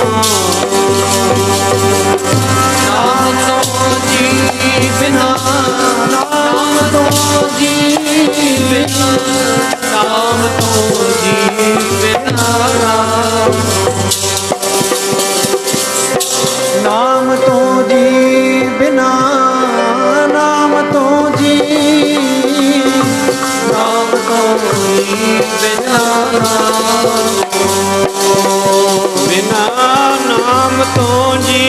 ਬਿਨਾ ਨਾਮ ਤੋਂ, ਬਿਨਾ ਨਾਮ ਤੋਂ ਜੀ, ਬਿਨਾ ਨਾਮ ਤੋਂ, ਨਾਮ ਤੋਂ ਜੀ, ਬਿਨਾ ਨਾਮ ਤੋਂ ਜੀ, ਬਿਨਾ ਨਾਮ ਤੋਂ ਜੀ, ਬਿਨਾ ਨਾਮ ਤੋਂ, ਬਿਨਾ ਨਾਮ ਤੋਂ ਜੀ, ਬਿਨਾ ਨਾਮ ਤੋਂ ਜੀ, ਬਿਨਾ ਨਾਮ ਤੋਂ ਜੀ, ਬਿਨਾ ਨਾਮ ਬਿਨਾ ਨਾਮ ਤੋਂ ਡਰਾਉਣਾ ਤੇਰਾ ਮੁਖੜਾ, ਬਿਨਾ ਨਾਮ ਤੋਂ ਡਰਾਉਣਾ ਤੇਰਾ ਮੁਖੜਾ, ਬਿਨਾ ਨਾਮ ਤੋਂ ਡਰਾਉਣਾ ਤੇਰਾ ਮੁਖੜਾ, ਬਿਨਾ ਨਾਮ ਤੋਂ ਡਰਾਉਣਾ ਤੇਰਾ ਮੁਖੜਾ, ਬਿਨਾ ਨਾਮ ਤੋਂ ਡਰਾਉਣਾ ਤੇਰਾ, ਬਿਨਾ ਨਾਮ ਤੋਂ ਡਰਾਉਣਾ ਤੇਰਾ ਮੁਖੜਾ। ਜਿਨ੍ਹਾਂ ਮੁਖ ਡਰਾਵਣੇ, ਜਿਨ੍ਹਾਂ ਵਿਸਾਰਿਓਨ ਨਾਉ, ਇੱਥੇ ਦੁੱਖ ਘਨੇਰਿਆਂ ਅੱਗੇ ਠੌਰ ਨਾ ਠਾ। ਨਾਮ ਨਾ ਜਪਣ ਵਾਲੇ ਮਨੁੱਖ ਨੂੰ ਬਾਣੀ ਦੇ ਵਿੱਚ ਕਿੱਡਾ ਵੱਡਾ ਫਤਵਾ ਦਿੱਤਾ ਹੈ। ਮਹਾਰਾਜ ਕਹਿੰਦੇ, ਤੁਮੀ ਤੁਮਾ ਵਿਸ ਅਕ ਧਤੂਰਾ ਨਿੰਮ ਫਲ। ਇਹ 6 ਪ੍ਰਕਾਰ ਦੀਆਂ ਜ਼ਹਿਰਾਂ ਹਨ, ਕੁੜੱਤਣਾ ਹਨ। ਤੁਮੀ ਵੀ ਕੌੜੀ ਹੁੰਦੀ ਹੈ, ਤੁਮਾ ਵੀ ਕੌੜਾ ਹੁੰਦਾ ਹੈ, ਵਿਸ ਜ਼ਹਿਰ ਵੀ ਕੌੜੀ ਹੁੰਦੀ ਹੈ, ਅੱਕ ਉਹ ਵੀ ਕੌੜਾ, ਧਤੂਰਾ ਵੀ ਕੌੜਾ, ਨਿੰਮ ਫਲ ਨਮੋਲੀਆਂ ਵੀ ਕੌੜੀਆਂ। ਮਹਾਰਾਜ ਕਹਿੰਦੇ 6 ਤਰ੍ਹਾਂ ਦੀ ਕੁੜੱਤਣ, ਜੇ ਕਿਤੇ ਇਹਨੂੰ ਇੱਕ ਥਾਂ ਮਿਲਾ ਦਈਏ, ਜਿੰਨੀ ਕੁੜੱਤਣ ਬਣਦੀ ਹੈ। ਮਨ ਮੁਖ ਵਸਹਿ ਤਿਸ, ਜਿਸ ਤੂੰ ਚਿਤ ਨਾ ਆਵਹੀ। ਇਹੋ ਜਿਹੇ ਬੰਦੇ ਦੇ ਮਨ ਵਿੱਚ ਤੇ ਇਹੋ ਜਿਹੇ ਬੰਦੇ ਦੀ ਜ਼ੁਬਾਨ ਦੇ ਵਿੱਚ ਇੰਨੀ ਕੁੜੱਤਣ ਹੁੰਦੀ ਹੈ, ਜਿਹੜਾ ਨਾਮ ਨਹੀਂ ਜਪਦਾ। ਆਖੋ ਸਤਨਾਮ ਸ੍ਰੀ ਵਾਹਿਗੁਰੂ। ਜਿਹੜਾ ਨਾਮ ਤੋਂ ਹੀਣਾ ਹੈ, ਜਿਹੜਾ ਸਿਮਰਨ ਨਹੀਂ ਕਰਦਾ। ਮਨ ਮੁਖ ਵਸਹਿ ਤਿਸ, ਜਿਸ ਤੂੰ ਚਿਤ ਨਾ ਆਵੇ, ਜਿਹਨੂੰ ਨਾਮ ਚਿਤ ਨਹੀਂ ਆਉਂਦਾ। ਐਸਾ ਕਿਹਾ ਸਾਧ ਸੰਗਤ ਬਾਣੀ ਦੇ ਵਿੱਚ। ਨਾਮ ਤੋਂ ਵਿਹੂਣਿਆਂ ਨੂੰ ਇੰਨੀਆਂ ਤਰਕਾਰਾਂ ਪਾਈਆਂ ਹਨ, ਲਾਹਣਤਾਂ ਪਾਈਆਂ ਹਨ। ਜਿਨੀ ਐਸਾ ਹਰ ਨਾਮ ਨਾ ਚੇਤਿਓ, ਸੇ ਕਾਹੇ ਜਗ ਆਏ RAM ਰਾਜੇ। ਇਹ ਮਾਨਸ ਜਨਮ ਦੁਲੰਭ ਹੈ, ਨਾਮ ਬਿਨਾ ਬਿਰਥਾ ਸਭ ਜਾਏ। ਹੁਣ ਵੱਤੈ ਹਰ ਨਾਮ ਨਾ ਬੀਜਿਓ। ਵੱਤ ਲੱਗੀ ਹੋਈ ਹੈ, ਮਹਾਰਾਜ ਕਹਿੰਦੇ ਹੁਣ ਨਾਮ ਨਹੀਂ ਜਪਦਾ। ਹੁਣ ਸਮਾਂ ਮਿਲਿਆ ਹੋਇਆ, ਅਵਸਰ ਬੀਤਿਓ ਜਾਤ ਹੈ, ਕਹਿਓ ਮੰਨ ਲੈ ਮੇਰੋ। ਸਮਾਂ ਲੰਘਦਾ ਜਾਂਦਾ, ਮਹਾਰਾਜ ਕਹਿੰਦੇ ਸਾਡਾ ਕਿਹਾ ਮੰਨ ਲੈ। ਜਿਹੜਾ ਕੰਮ ਸੰਸਾਰ ਤੇ ਕਰਨ ਵਾਸਤੇ ਆਇਆ ਉਹ ਕਰ ਲੈ, ਕਿਉਂਕਿ ਸਮਾਂ ਬੀਤ ਜਾਣਾ ਤੇ ਮੁੜ ਕੇ ਮਿਲਣਾ ਨਹੀਂ ਹੈ। ਬੜੇ ਥਾਈਂ ਸਮਝਾਇਆ ਬਾਣੀ ਦੇ ਵਿੱਚ ਸੱਚੇ ਪਾਤਸ਼ਾਹ ਨੇ। ਜਾਂ ਕਉ ਆਏ ਸੋਈ ਬਿਹਾਜਿਓ, ਹਰ ਗੁਰ ਤੇ ਮਨ ਹੈ ਬਸੇਰਾ। ਨਿਜ ਘਰ ਮਹਿਲ ਪਾਵੋ ਸੁਖ ਸਹਿਜੇ, ਬਹੁਰ ਨਾ ਹੋਏਗੋ ਫੇਰਾ। ਪਰ ਸਾਡਾ ਹਾਲ ਗੱਲ ਇੱਕ ਨਾ ਗੁਰਾਂ ਦੀ ਮੰਨਦਾ, ਉਤੋਂ ਉਤੋਂ ਮੱਥੇ ਟੇਕਦਾ। ਗੱਲ ਇੱਕ ਨਾ ਗੁਰਾਂ ਦੀ ਮੰਨਦਾ, ਉਤੋਂ ਉਤੋਂ ਮੱਥੇ ਟੇਕਦਾ। ਗੱਲ ਇੱਕ ਨਾ ਗੁਰਾਂ ਦੀ ਮੰਨਦਾ, ਉਤੋਂ ਉਤੋਂ ਮੱਥੇ ਟੇਕਦਾ। ਗੱਲ ਇੱਕ ਨਾ ਗੁਰਾਂ ਦੀ ਮੰਨਦਾ, ਉਤੋਂ ਉਤੋਂ ਮੱਥੇ ਟੇਕਦਾ। ਗੱਲ ਇੱਕ ਨਾ ਗੁਰਾਂ ਦੀ, ਹਾਂਜੀ ਉਤੋਂ ਉਤੋਂ ਮੱਥੇ। ਗੱਲ ਇੱਕ ਨਾ ਗੁਰਾਂ ਦੀ ਮੰਨਦਾ, ਉਤੋਂ ਉਤੋਂ ਮੱਥੇ ਟੇਕਦਾ। ਬਾਣੀ ਕਹਿੰਦੀ ਉਤੋਂ ਉਤੋਂ ਮੱਥੇ ਟੇਕਦਾ ਬਾਣੀ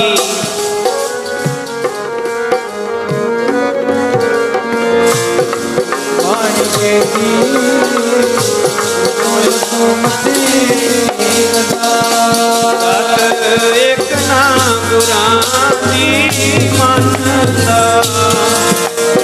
ਗੱਲ ਇੱਕ ਨਾ ਗੁਰਾਂ ਦੀ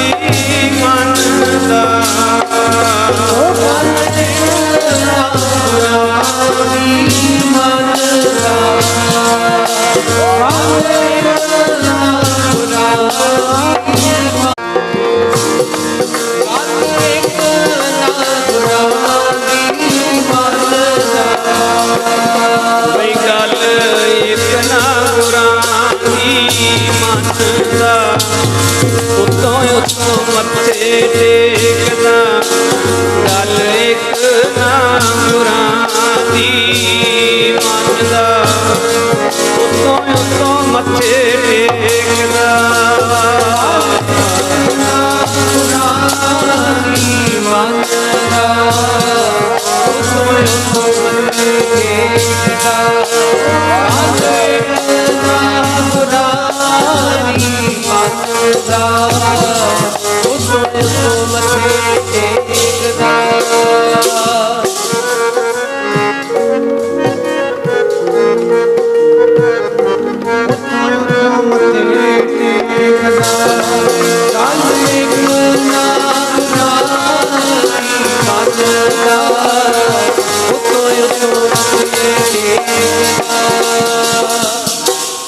ਮਨ ਨਵੀਆਂ ਸੰਗਤਾਂ ਨਵੇਂ ਸਿੱਖ ਵੀ ਬਹੁਤ ਆਉਂਦੇ, ਜਿਵੇਂ ਜਿਵੇਂ ਸੋਭਾ ਸੁਣਦੇ ਵਡਿਆਈ ਪੂਰਬਲਾ ਭਾਗ ਜਾਗਦਾ ਮਹਾਰਾਜ ਦੇ ਚਰਨਾਂ 'ਚ ਆ ਜਾਂਦੇ। ਹੁਣ ਇੱਕ ਕੋਈ ਇਹੋ ਜਿਹਾ ਮਨੁੱਖ ਜਿਹਦਾ ਪਰਿਵਾਰ ਕੋਈ ਨਹੀਂ, ਜਿਹਦਾ ਰਿਸ਼ਤੇਦਾਰ ਕੋਈ ਨਹੀਂ, ਜਿਹਦਾ ਸੱਜਣ ਮਿੱਤਰ ਕੋਈ ਨਹੀਂ, ਉਹਨੂੰ ਕੋਈ ਨਹੀਂ ਝੱਲਦਾ, ਰਹਿਣ ਨੂੰ ਮਕਾਨ ਨਹੀਂ, ਖਾਣ ਨੂੰ ਭੋਜਨ ਨਹੀਂ, ਪਹਿਨਣ ਵਾਸਤੇ ਵਸਤਰ ਨਹੀਂ, ਦੁਨੀਆ ਦਾ ਧਰਕਾਰਿਆ ਹੋਇਆ ਬੰਦਾ ਹੈ, ਮਹਾਰਾਜ ਦੇ ਚਰਨਾਂ ਵਿੱਚ ਆ ਗਿਆ। ਮਹਾਰਾਜ ਸੱਚੇ ਪਾਤਸ਼ਾਹ ਗੁਰਬਾਣੀ ਦੇ ਵਿੱਚ ਇਸ ਗੱਲ ਦੀ ਗਰੰਟੀ ਦਿੰਦੇ ਆ ਵੀ ਜੇ ਤੇਰਾ ਦੁਨੀਆ ਵਿੱਚ ਕੋਈ ਵੀ ਨਾ ਹੋਵੇ, ਤੂੰ ਸਾਡੇ ਕੋਲੇ ਆ ਜਾ, ਤੈਨੂੰ ਅਸੀਂ ਸੰਭਾਲਾਂਗੇ। ਕਿੰਨੇ ਥਾਵੇਂ ਆਪਾਂ ਪੜ੍ਹਦੇ ਹਾਂ, ਮਹਾਰਾਜ ਕਹਿੰਦੇ ਨੇ ਇਹ ਸਾਰਾ ਸੰਸਾਰ ਚੀਟੀ ਤੇ ਕੁੰਚਰ ਅਸਥੂਲਾ, ਸਭ ਪਰ ਕਿਰਪਾ ਦ੍ਰਿਸ਼ਟ ਕਰ ਭੂਲਾ। ਕੀੜੀ ਤੋਂ ਲੈ ਕੇ ਹਾਥੀ, ਭਾਵ ਛੋਟੇ ਤੋਂ ਛੋਟਾ ਜੀਵ, ਵੱਡੇ ਤੋਂ ਵੱਡਾ ਜੀਵ, ਕੱਲੇ ਮਨੁੱਖਾਂ ਦੀ ਗੱਲ ਨਹੀਂ ਕਰੀ, ਸਾਰੇ ਜੀਵ ਪ੍ਰਮਾਤਮਾ ਦੇ ਬੱਚਿਆਂ ਦੀ ਨਿਆਈ ਹੈ। ਜਾਂ ਕੋ ਮੁਸ਼ਕਲ ਅੱਤ ਬਣੇ ਢੋਈ ਕੋਏ ਨਾ ਦੇ, ਲਾਗੂ ਹੋਏ ਦੁਸ਼ਮਣਾ ਸਾਕ ਪੇ ਭੱਜ ਖਲੇ, ਸਭੋ ਭੱਜੇ ਆਸਰਾ ਚੁੱਕੇ ਸਭ ਵਿਸਰਾਓ, ਚਿਤ ਆਵੇ ਉਸ ਪਾਰ ਬ੍ਰਹਮ ਲੱਗੇ ਨਾ ਤਤੀ ਵਾ। ਸਾਹਿਬ ਨਿਤਾਣਿਆ ਕਾ ਤਾਣ, ਆਏ ਨਾ ਜਾਈ ਥਿਰ ਸਦਾ ਗੁਰ ਸੀ। ਬਈ ਜੀਦਾ ਹੋਵੇ ਨਾ ਜਗਤ ਵਿੱਚ ਕੋਈ, ਜਿਹਦਾ ਕੋਈ ਨਾ ਹੋਵੇ ਸੰਸਾਰ ਤੇ, ਗੁਰੂ ਮਹਾਰਾਜ ਉਹਦੇ ਬਣਦੇ ਆ। ਨਿਆਸਰੇ ਨੂੰ ਆਸਰਾ ਬਖਸ਼ ਦਿੰਦੇ ਨੇ ਸਤਿਗੁਰੂ। ਤੇ ਸਾਧ ਸੰਗਤ ਜੀ, ਜਿਸ ਵੇਲੇ ਹੁਣ ਇਹ ਭਾਈ ਮਾਣਾ ਜੀ ਦਾ ਨਾਮ ਹੈ, ਗੁਰੂ ਅੰਗਦ ਦੇ ਮਹਾਰਾਜ ਸੱਚੇ ਪਾਤਸ਼ਾਹ ਦੇ ਚਰਨਾਂ ਵਿੱਚ ਆ ਗਿਆ, ਆਪਣਾ ਦੁੱਖ ਦੱਸਿਆ। ਮੇਰਾ ਕੋਈ ਨਹੀਂ, ਮਹਾਰਾਜ ਕਹਿੰਦੇ ਕੋਈ ਨਹੀਂ ਭਾਈ, ਇੱਥੇ ਸੰਸਾਰ ਤੇ ਕੋਈ ਵੀ ਕਿਸੇ ਦਾ ਨਹੀਂ ਹੈ, ਕੱਲੇ ਹੀ ਆਏ ਆ ਸੰਸਾਰ ਤੇ, ਕੱਲਿਆਂ ਨੂੰ ਜਾਣਾ ਪੈਣਾ। ਨਾਂਗੇ ਆਵਣ ਨਾਂਗੇ ਜਾਣਾ, ਕੋਏ ਨਾ ਰਹਿ ਰਾਜਾ ਰਾਣਾ। ਦੁਨੀਆ ਦਾ ਸਹਾਰਾ ਝੂਠਾ ਸਹਾਰਾ, ਗੁਰੂ ਦਾ ਸਹਾਰਾ ਸੱਚਾ ਸਹਾਰਾ ਹੈ। ਤੇ ਤੂੰ ਕਿਉਂ ਚਿੰਤਾ ਕਰਦਾ, ਕਿਉਂ ਫਿਕਰ ਕਰਦਾ? ਕਹਿੰਦਾ ਮਹਾਰਾਜ ਮੈਨੂੰ ਆਪਣੇ ਚਰਨਾਂ 'ਚ ਥਾਂ ਬਖਸ਼ ਦਿਓ। ਗੁਰੂ ਕੇ ਲੰਗਰਾਂ ਵਿੱਚ ਅਨੇਕ ਤਰ੍ਹਾਂ ਦੇ ਪਦਾਰਥ ਬਣਨੇ, ਗੁਰੂ ਕੇ ਮਹਿਲ, ਦਸਾਂ ਪਾਤਸ਼ਾਹੀਆਂ ਦੇ ਵਿੱਚੋਂ ਸਾਧ ਸੰਗਤ ਜੀ ਸਿਰਫ 8ਵੇਂ ਪਾਤਸ਼ਾਹ ਮਹਾਰਾਜ ਗੁਰੂ ਹਰਕ੍ਰਿਸ਼ਨ ਸਾਹਿਬ ਜੀ ਦੀ ਸ਼ਾਦੀ ਨਹੀਂ ਸੀ ਹੋਈ, ਕਿਉਂਕਿ ਉਹ ਥੋੜੀ ਉਮਰ ਦੇ ਵਿੱਚ ਸੱਚਖੰਡ ਚਲੇ ਗਏ ਸੀ। ਬਾਕੀ 9 ਪਾਤਸ਼ਾਹ ਜੀਆਂ ਦੇ ਮਹਿਲ ਮਾਤਾ ਖੀਵੀ ਜੀ ਹਨ, ਜਿਨ੍ਹਾਂ ਦਾ ਨਾਂ ਗੁਰੂ ਗ੍ਰੰਥ ਸਾਹਿਬ ਦੇ ਵਿੱਚ ਆਉਂਦਾ 2 ਵਾਰੀ। ਆਖੋ ਸਤਨਾਮ ਸ੍ਰੀ ਵਾਹਿਗੁਰੂ। ਸਿਰਫ ਮਾਤਾ ਖੀਵੀ ਜੀ ਆ, ਹੋਰ ਕਿਸੇ ਗੁਰੂ ਮਾਤਾ ਦਾ ਨਾਮ ਗੁਰੂ ਗ੍ਰੰਥ ਸਾਹਿਬ ਦੇ ਪਵਿੱਤਰ ਸਰੂਪ ਦੇ ਵਿੱਚ, ਪਵਿੱਤਰ ਬਾਣੀ ਵਿੱਚ ਨਹੀਂ ਆਇਆ। ਕੇਵਲ ਮਾਤਾ ਜੀ ਦਾ ਨਾਮ, ਮਾਤਾ ਖੀਵੀ ਜੀ ਦਾ ਨਾਮ ਆਇਆ ਹੈ। ਮਾਤਾ ਖੀਵੀ ਜੀ ਨੇ ਕਿਹੜੀ ਐਸੀ ਕਮਾਈ ਕੀਤੀ, ਕਿਹੜੀ ਘਾਲਣਾ ਘਾਲੀ ਸੀ ਜਿਹਦੇ ਕਰਕੇ ਉਹਨਾਂ ਦਾ ਨਾਮ ਗੁਰੂ ਗ੍ਰੰਥ ਸਾਹਿਬ 'ਚ ਆਇਆ? ਕੇਵਲ ਇੱਕ, ਕਿਹੜੀ ਘਾਲਣਾ? ਮਾਤਾ ਖੀਵੀ ਜੀ ਲੰਗਰ ਦੀ ਬਹੁਤ ਸੇਵਾ ਕਰਦੇ ਹੁੰਦੇ ਸੀ। ਆਖੋ ਸਤਨਾਮ ਸ੍ਰੀ ਵਾਹਿਗੁਰੂ। ਸੱਤਾ ਤੇ ਬਲਵੰਡ ਜੀ ਨੇ ਜਿਹੜੀ ਵਾਰ ਲਿਖੀ ਹੈ, ਉਸ ਵਾਰ ਦੇ ਵਿੱਚ ਇਹ ਬਚਨ ਲਿਖੇ ਹੈ, ਬਲਵੰਡ ਖੀਵੀ ਨੇਕ ਜਨ। ਕਿਸ ਤਰ੍ਹਾਂ ਦੇ ਨਾਲ?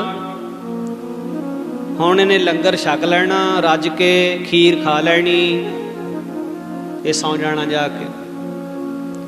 ਫੇਰ ਜਾਗ ਆਉਣੀ, ਭੁੱਖ ਲੱਗੀ ਹੋਣੀ, ਆ ਕੇ ਪੰਗਤ ਵਿੱਚ ਬਹਿ ਜਾਣਾ, ਫੇਰ ਰੱਜ ਕੇ ਖੀਰ ਖਾ ਲੈਣੀ, ਫੇਰ ਜਾ ਕੇ ਸੌਂ ਜਾਣਾ। ਸੇਵਾਦਾਰਾਂ ਨੇ ਕੁਛ ਦਿਨ ਦੇਖਿਆ, ਅਖੀਰ ਸੇਵਾਦਾਰਾਂ ਨੇ ਇਹਨੂੰ ਕਿਹਾ, ਕਹਿੰਦੇ ਭਾਈ ਮਾਣਿਆ ਬਈ ਗੁਰੂ ਘਰ ਦਾ ਕੰਮ ਹੈ, ਤੂੰ ਸੇਵਾ ਕਰਿਆ ਕਰ। ਇਹਨੇ ਹਾਂ ਹੂੰ ਕਰਕੇ ਗੱਲ ਟਾਲ ਦਿੱਤੀ, ਗੱਲ ਮੰਨੀ ਨਾ, ਬਚਨ ਮੰਨਿਆ ਨਾ। ਸਾਧ ਸੰਗਤ ਜੀ, ਥੋੜੇ ਦਿਨ ਹੋਰ ਬੀਤੇ, ਫੇਰ ਇਸੇ ਤਰ੍ਹਾਂ ਭਾਈ ਗੁਰਦਾਸ ਸਾਹਿਬ ਜੀ ਸਮਝਾਉਂਦੇ ਨੇ, ਬਾਜ ਗੁਰਾਂ ਦੀ ਸੇਵਾ ਜੀ, ਬਾਜ ਗੁਰਾਂ ਦੀ ਸੇਵਾ, ਤਿਰਕਾਰ ਹੱਥਾਂ ਪੈਰਾਂ, ਤਿਰਕਾਰ ਹੱਥਾਂ ਪੈਰਾਂ ਨੂੰ। ਬਾਜ ਗੁਰਾਂ ਦੀ ਸੇਵਾ, ਬਾਜ ਗੁਰਾਂ ਦੀ ਸੇਵਾ, ਤਿਰਕਾਰ ਹੱਥਾਂ ਪੈਰਾਂ ਨੂੰ, ਤਿਰਕਾਰ ਹੱਥਾਂ ਪੈਰਾਂ ਨੂੰ। ਬਾਜ ਗੁਰਾਂ ਦੀ ਸੇਵਾ, ਬਾਜ ਗੁਰਾਂ ਦੀ ਸੇਵਾ, ਤਿਰਕਾਰ ਹੱਥਾਂ ਪੈਰਾਂ ਨੂੰ, ਤਿਰਕਾਰ ਹੱਥਾਂ ਪੈਰਾਂ ਨੂੰ। ਇਸ ਤਨ ਨੂੰ ਰੱਖ ਕੇ ਕੀ ਕਰਨਾ, ਤਨ ਨੂੰ ਰੱਖ ਕੇ ਕੀ ਕਰਨਾ, ਇਸ ਤਨ ਨੂੰ ਰੱਖ ਕੇ ਕੀ ਕਰਨਾ, ਤਨ ਨੂੰ ਰੱਖ ਕੇ ਕੀ ਕਰਨਾ, ਇਸ ਤਨ ਨੂੰ ਰੱਖ ਕੇ ਕੀ ਕਰਨਾ, ਤਨ ਨੂੰ ਰੱਖ ਕੇ ਕੀ ਕਰਨਾ। ਉਹ ਜਿਹੜਾ ਕੰਮ ਨਾ ਗੁਰਾਂ ਦੇ ਆਵੇ, ਕੰਮ ਨਾ ਗੁਰਾਂ ਦੇ ਆਵੇ, ਤਨ ਨੂੰ ਰੱਖ ਕੇ ਕੀ ਕਰਨਾ, ਇਸ ਤਨ ਨੂੰ ਰੱਖ ਕੇ ਕੀ ਕਰਨਾ।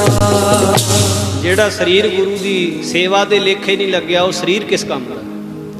ਉਹ ਸਰੀਰ ਪਵਿੱਤਰ ਨਹੀਂ ਹੈ। ਤੇ ਇਸ ਪ੍ਰਕਾਰ ਸਾਧ ਸੰਗਤ, ਬਾਬਾ ਬੁੱਢਾ ਸਾਹਿਬ ਨੂੰ ਸਿੱਖਾਂ ਨੇ ਬੇਨਤੀ ਕੀਤੀ, ਬਾਬਾ ਜੀ ਇਹਦਾ ਭਲਾ ਕਰੋ, ਇਹ ਤਾਂ ਸਿੱਖ, ਇਹਦਾ ਰੋਜ਼ ਦਾ ਕੰਮ ਹੋ ਗਿਆ, ਰੱਜ ਕੇ ਖੀਰ ਖਾ ਲੈਂਦਾ, ਸੌਂ ਜਾਂਦਾ, ਜਾ ਕੇ ਕੰਮ ਕੋਈ ਕਰਦਾ ਨਹੀਂ ਹੈ, ਸੇਵਾ ਕਰਦਾ ਨਹੀਂ ਹੈ। ਇੱਥੋਂ ਤੱਕ ਕਿ ਇਤਿਹਾਸ ਦੇ ਵਿੱਚ ਆਉਂਦਾ ਹੈ ਵੀ ਸਿੱਖਾਂ ਨੇ ਉਹਦਾ ਨਾਂ ਹੀ ਖੀਰ ਖਾਣਾ ਸਿੱਖ ਰੱਖ ਲਿਆ ਸੀ। ਤੇ ਵੇਹੋ ਨਾਉ ਪਚਾਰੀ ਹੈ, ਕਿਹੋ ਜਿਹਾ? ਜਿੱਦਾਂ ਦੀ ਕਾਰ ਕਰੀਏ, ਜਿੱਦਾਂ ਦਾ ਕੰਮ ਕਰੀਏ, ਦੁਨੀਆ ਉੱਦਾਂ ਦਾ ਨਾਂ ਰੱਖ ਲੈਂਦੀ ਹੁੰਦੀ ਹੈ। ਹੁਣ ਇਹਦਾ ਨਾਂ ਹੀ ਖੀਰ ਖਾਣਾ ਸਿੱਖ ਰੱਖ ਲਿਆ ਸੀ ਸਿੱਖਾਂ ਨੇ।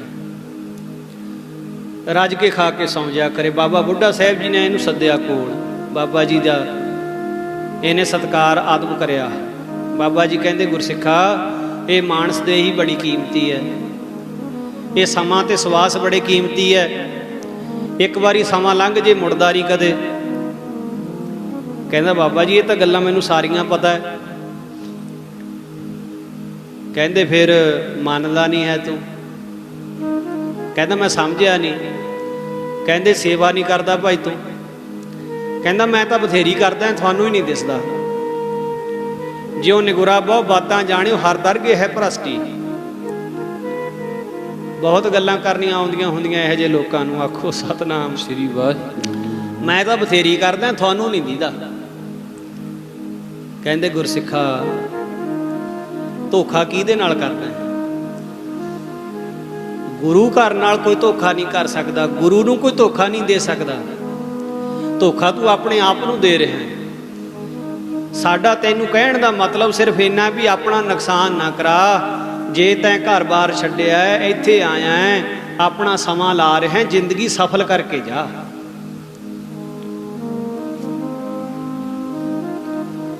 ਇਹਨੇ ਬਾਬਾ ਜੀ ਦਾ ਵਚਨ ਸੁਣ ਤਾਂ ਲਿਆ ਪਰ ਮੰਨਿਆ ਨਾ।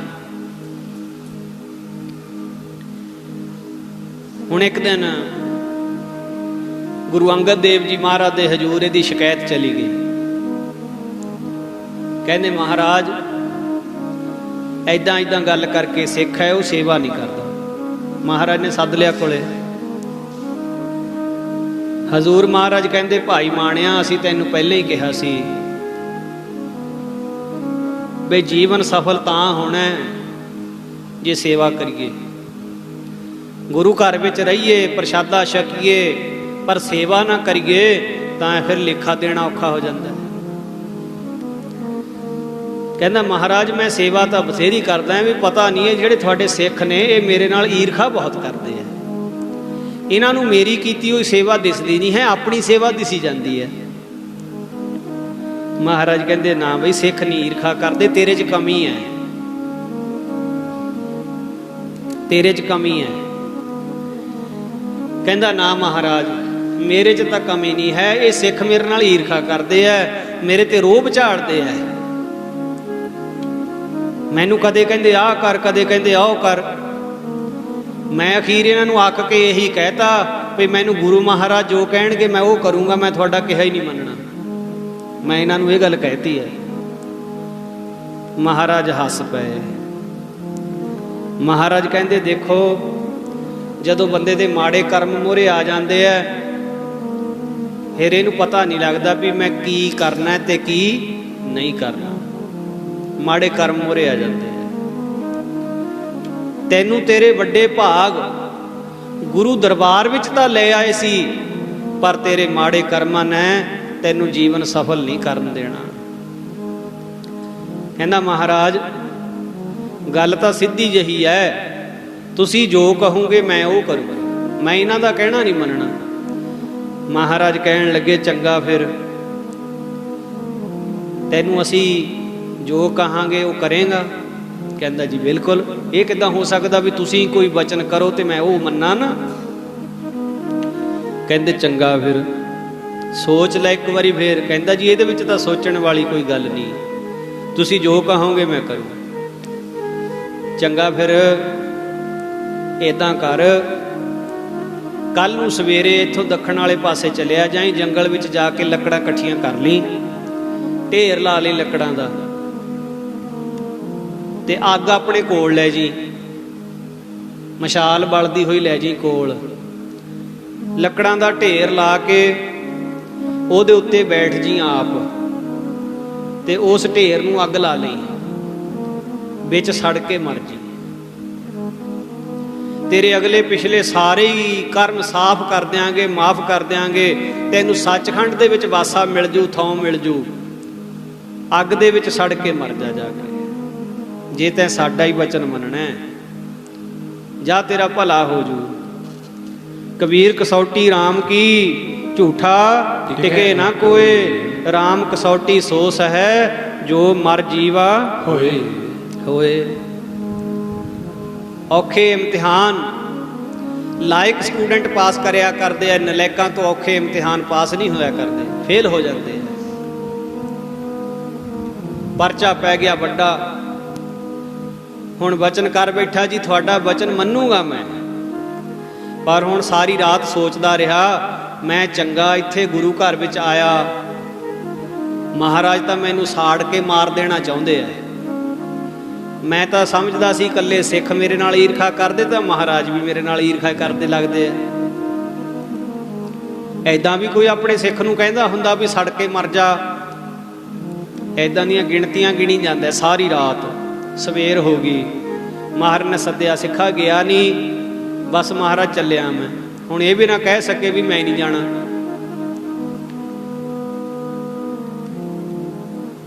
ਇਹਨੂੰ ਆਂਦੇ ਨੇ ਜੀ ਮਨ ਨਹੀਂ ਪ੍ਰੀਤ ਮੁਖੋਂ ਗੰਢ ਲਾਵਤ। ਉੱਪਰੋਂ ਉੱਪਰੋਂ ਪ੍ਰੇਮ ਦੀਆਂ ਗੱਲਾਂ ਕਰਦਾ, ਅੰਦਰ ਪ੍ਰੀਤ ਵਾਲੀ ਗੱਲ ਹੈ ਨਹੀਂ। ਚਲਿਆ ਗਿਆ ਜੰਗਲ ਦੇ ਵਿੱਚ, ਲੱਕੜਾਂ ਵੀ ਇਕੱਠੀਆਂ ਕਰ ਲਈਆਂ। ਹੁਣ ਮਨ ਨਹੀਂ ਮੰਨਦਾ, ਸੜ ਕੇ ਮਰਨ ਵਾਸਤੇ। ਆਖੋ ਸਤਨਾਮ ਸ੍ਰੀ ਵਾਹਿਗੁਰੂ। ਮਨ ਨਹੀਂ ਮੰਨਦਾ ਹੈ। ਮਸ਼ਾਲ ਵੀ ਲੈ ਗਿਆ ਸੀ ਬਲਦੀ ਹੋਈ, ਲੱਕੜਾਂ ਦੇ ਢੇਰ ਨੂੰ ਅੱਗ ਵੀ ਲਾ ਲਈ, ਦੁਆਲੇ ਦੁਆਲੇ ਗੇੜੇ ਕੱਢੀ ਜਾਂਦਾ ਹੈ।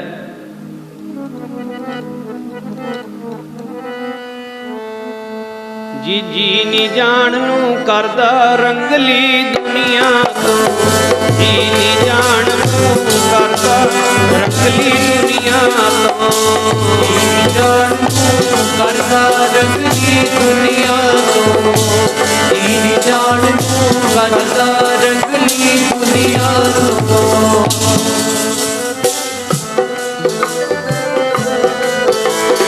ਜੀ ਜਾਣ ਨੂੰ ਕਰਦਾ ਰੰਗਲੀ ਦੁਨੀਆ ਤੋਂ, ਜੀ ਜਾਣ ਨੂੰ ਕਰਦਾ ਰੰਗਲੀ ਦੁਨੀਆ ਤੋਂ, ਜੀ ਜਾਣ ਨੂੰ ਕਰਦਾ ਰੰਗਲੀ ਦੁਨੀਆ ਤੋਂ, ਜੀ ਜਾਣ ਨੂੰ ਕਰਦਾ ਰੰਗਲੀ ਦੁਨੀਆ ਤੋਂ, ਜੀ ਜਾਣ ਨੂੰ ਕਰਦਾ ਰੰਗਲੀ ਦੁਨੀਆ ਤੋਂ, ਜੀ ਜਾਣ ਨੂੰ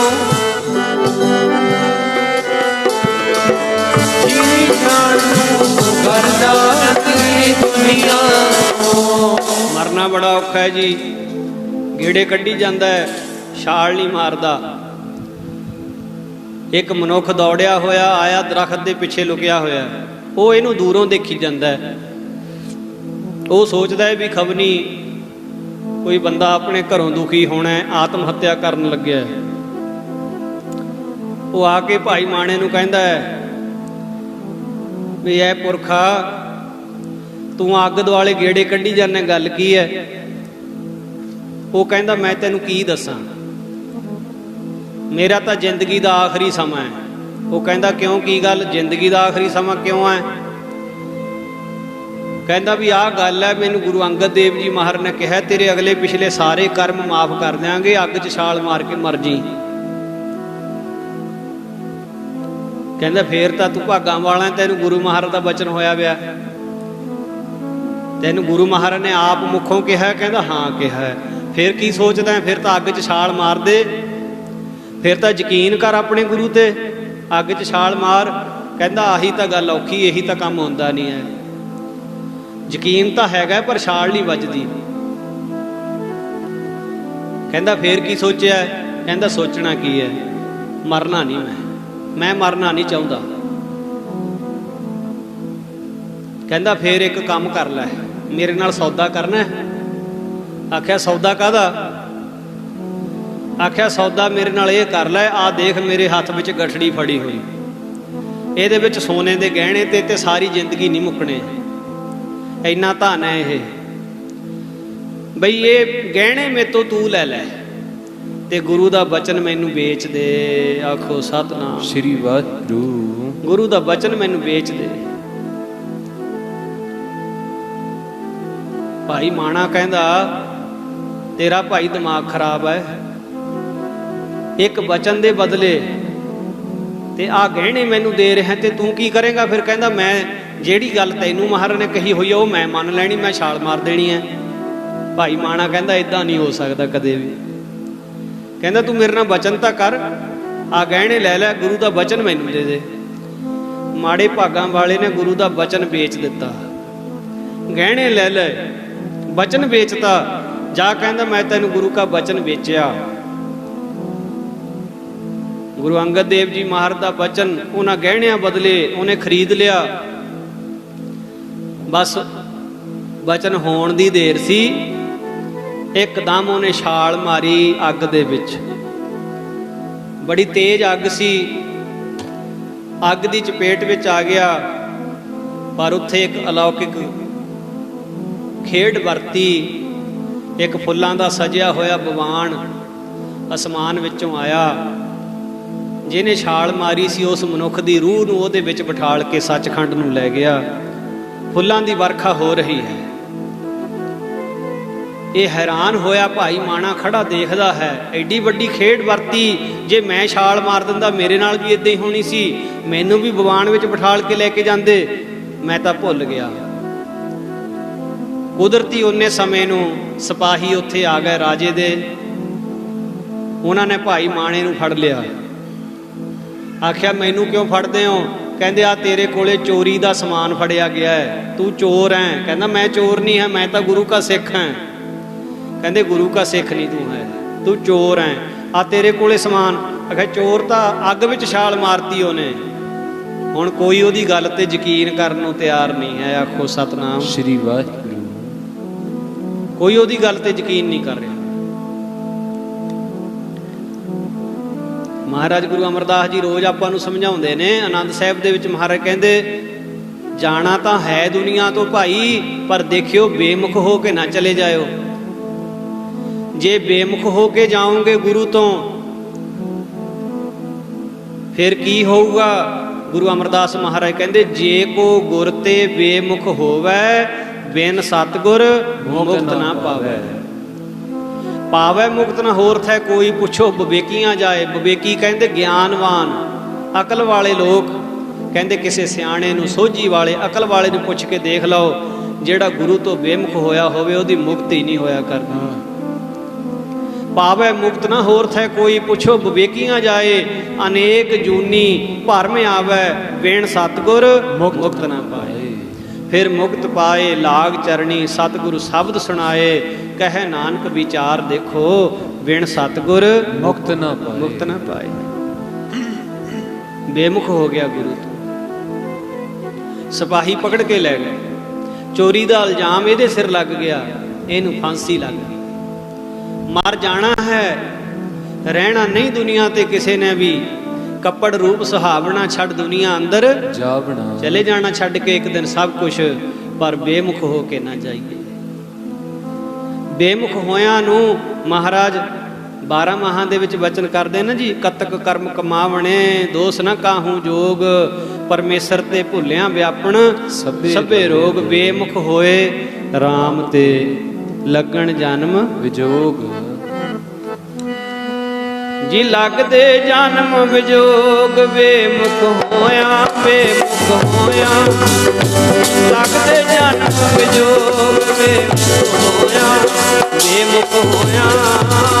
ਲੱਗਦੇ ਜਨਮ ਵਿਜੋਗ, ਬੇਮੁਖ ਹੋਇਆ, ਬੇਮੁਖ ਹੋਇਆ। ਉਹ ਲੱਗਦੇ ਜਨਮ ਵਿਜੋਗ, ਬੇਮੁਖ ਹੋਇਆ, ਬੇਮੁਖ ਹੋਇਆ। ਲੱਗਦੇ ਜਨਮ ਵਿਜੋਗ, ਬੇਮੁਖ ਹੋਇਆ।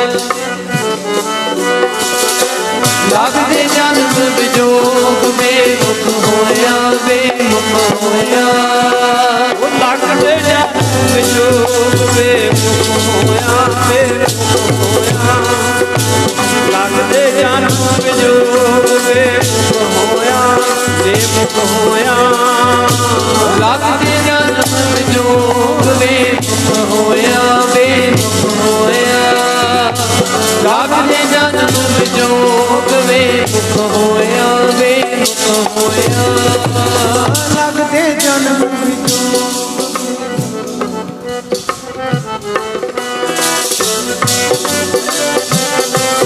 ਬੇਮੁਖ ਹੋਇਆ, ਬੇਮੁਖ ਹੋਇਆ। ਬੇਮੁਖ ਹੋਇਆ, ਬੇਮੁਖ ਹੋਇਆ। ਬੇਮੁਖ ਹੋਇਆ, ਬੇਮੁਖ ਹੋਇਆ। ਬੇਮੁਖ ਹੋਇਆ, ਬੇਮੁਖ ਹੋਇਆ। ਬੇਮੁਖ ਹੋਇਆ, ਬੇਮੁਖ ਹੋਇਆ। ਬੇਮੁਖ ਹੋਇਆ, ਬੇਮੁਖ ਹੋਇਆ। ਬੇਮੁਖ ਹੋਇਆ, ਬੇਮੁਖ ਹੋਇਆ। ਬੇਮੁਖ ਹੋਇਆ, ਬੇਮੁਖ ਹੋਇਆ। ਬੇਮੁਖ ਹੋਇਆ, ਬੇਮੁਖ ਹੋਇਆ। ਬੇਮੁਖ ਹੋਇਆ, ਬੇਮੁਖ ਹੋਇਆ। ਬੇਮੁਖ ਹੋਇਆ, ਬੇਮੁਖ ਹੋਇਆ। ਬੇਮੁਖ ਹੋਇਆ, ਬੇਮੁਖ ਹੋਇਆ। ਬੇਮੁਖ ਹੋਇਆ, ਬੇਮੁਖ ਹੋਇਆ। ਉਹ ਲੱਗਦੇ ਜਨਮ ਵਿਜੋਗ, ਬੇਮੁਖ ਹੋਇਆ, ਬੇਮੁਖ। ਲੱਗਦੇ ਜਨਮ ਵਿਜੋਗ, ਬੇਮੁਖ ਹੋਇਆ, ਬੇਮੁਖ ਹੋਇਆ। ਲੱਗਦੇ ਜਨਮ ਵਿਜੋਗ, ਬੇਮੁਖ ਹੋਇਆ।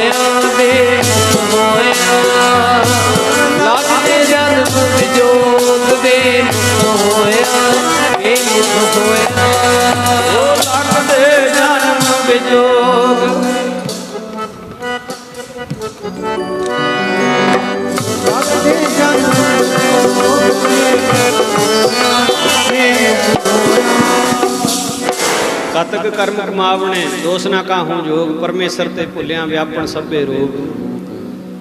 ਵੇਮੁਖ ਹੋਏ RAM ਤੇ ਲੱਗਣ ਜਨਮ ਵਿਜੋਗ, ਖਿਨ ਮੈਂ ਕੌੜੇ ਹੋਏ ਗਏ ਜਿਤੜੇ ਮਾਇਆ ਭੋਗ। ਵਿੱਚ ਨਾ ਕੋਈ ਕਰ ਸਕੈ ਕਿਸ ਥੈ ਰੋਵੈ ਰੋਜ, ਕੀਤਾ ਕਿਛੂ ਨਾ ਹੋਵੇ ਲਿਖਿਆ ਧੁਰ ਸੰਜੋਗ।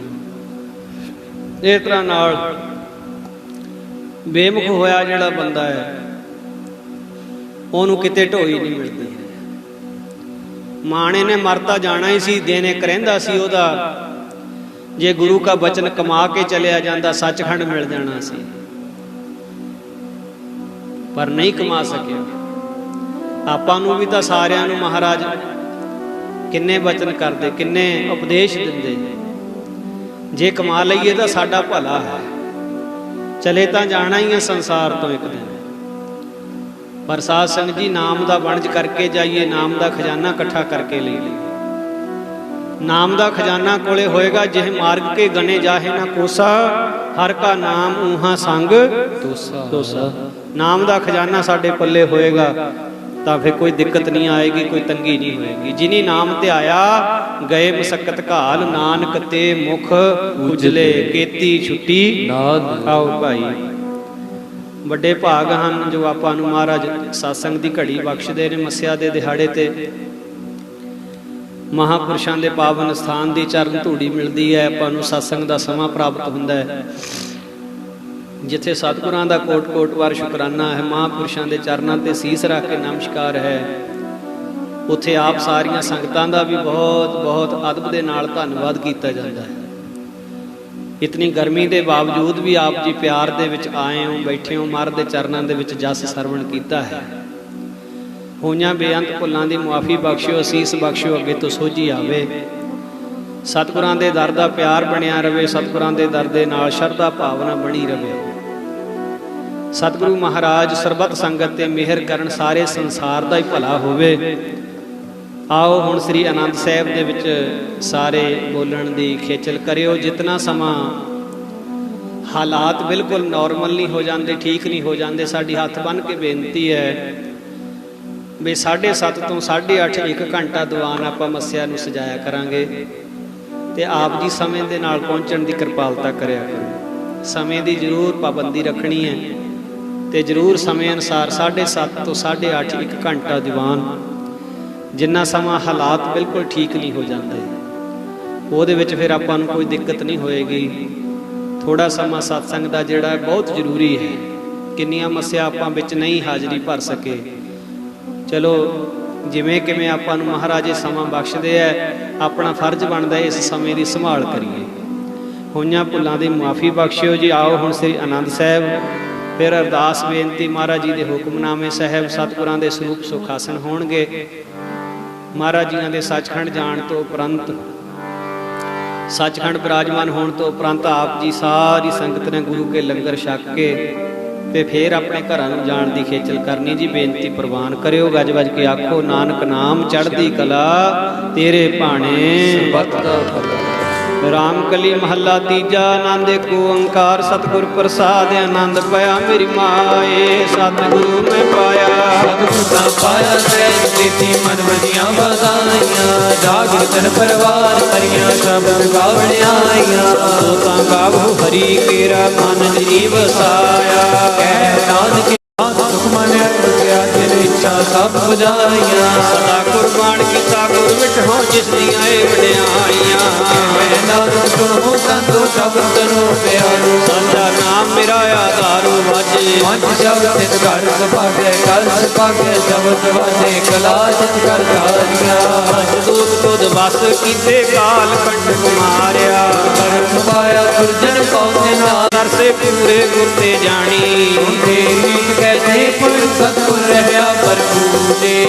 ਨਾਨਕ ਗੁਰ ਚਰਨ ਲਾਗੇ, ਬਾਜੇ ਅਨਹਦ ਪੂਰੇ ਗੁਰੂ। ਪਵਨ ਗੁਰੂ ਪਾਣੀ ਪਿਤਾ, ਮਾਤਾ ਧਰਮ ਹੱਥ। ਸ਼ਰਾਬ ਸਾਈ ਸਾਇਆ ਸਿਲੇ ਸਗਲ ਜਗਤ, ਜਗਿਆਈਆਂ ਮੁਰਿਆਈਆਂ ਬਾਜੇ ਧਰਮ ਦੂਰ। ਕਰਮੀ ਆਪੋ ਆਪਣੀ ਕੇ ਨੇੜੇ ਕੇ ਦੂਰ। ਨਾਮ ਪਿਆਰਾ ਕਈ ਨਾਨਕ ਦੇ ਮੁਖ ਉਜਲੇ, ਕੀਤੀ ਚੁੱਕੀ ਨਾਲ। ਜਿਨੀ ਨਾਮ ਧਿਆ ਸਕਤ ਨਾਨਕ ਤੇ ਮੁਖ ਉਜਲੇ ਕੀਤੀ ਛੁਟੀ ਨਾਲ। ਵਾਹਿਗੁਰੂ ਜੀ ਕਾ ਖਾਲਸਾ ਵਾਹਿਗੁਰੂ ਜੀ ਕੀ ਫਤਿਹ।